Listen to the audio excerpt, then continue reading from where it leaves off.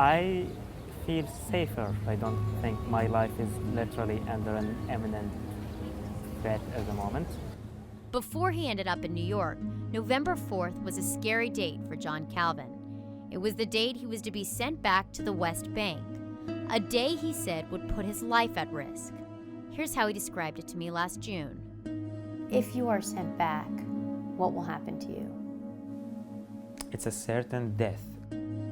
Calvin is the grandson of one of the founding members of Hamas. His uncles are in and out of prison for committing acts of terror. At the age of 14, Calvin ran away from home and eventually converted to Christianity.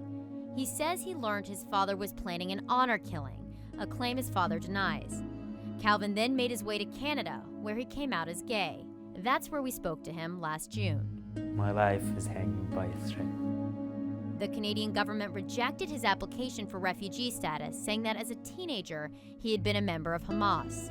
The evidence consisted of him essentially carrying some messages that he hadn't read from one of his uncles to another one of his uncles. There was evidence that someone had given him a handgun, but he certainly wasn't involved in any actual acts of terror. With the deportation threat looming, Calvin says he fled, fearing his life.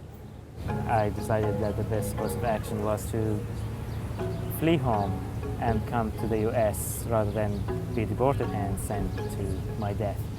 I went on a hike and crossed the border, was lost in the mountains for 2 days, where I encountered a border patrol agent and she detained me. He says he spent a total of nearly 7 months in detention, underwent several trials. According to Calvin, a game changer was our conversation with his father, who told me that the family had the right to retaliate if he was sent back to the West Bank.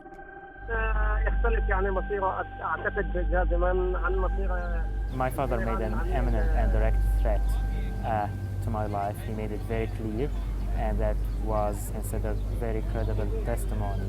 What did it feel like when your father told me that your life would be at risk?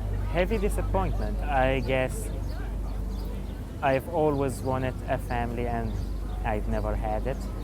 According to Calvin, the judge used the threat as evidence to grant him protection under the UN Convention Against Torture. He submitted that he does believe that I am barred from asylum, barred from several immigration benefits which I applied for. However, he does believe evidently that I will be under a threat of torture and death. So right now you feel safe and protected in New York City, but you're also kind of in immigration limbo, right? I am, because my status is one of many complications. I don't have the basic rights of any other person around me to go open a bank account, get a job, get health care. Why is your story important in the current political climate? I like to believe it represents hope. I lost count of how many threats there is on my life, and yet I prevail. For Calvin, New York City has always represented hope, a place he can be openly gay without fear of retribution. This will be the day that I die. This will be the day that I die. I've actually dreamt about this most of my life. The freedom, the liberty, the basic human tolerance. It's like gay Bethlehem. Have you been here before? This was the first place I came to in New York. It was liberating. Do you believe in the American dream? I do. I'm actually already fantasizing about my version of it.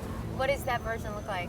I'd finish my school, I'd go to law school, husband and 2 kids, and I guess happily ever after, if such thing is possible. Do you think it's possible?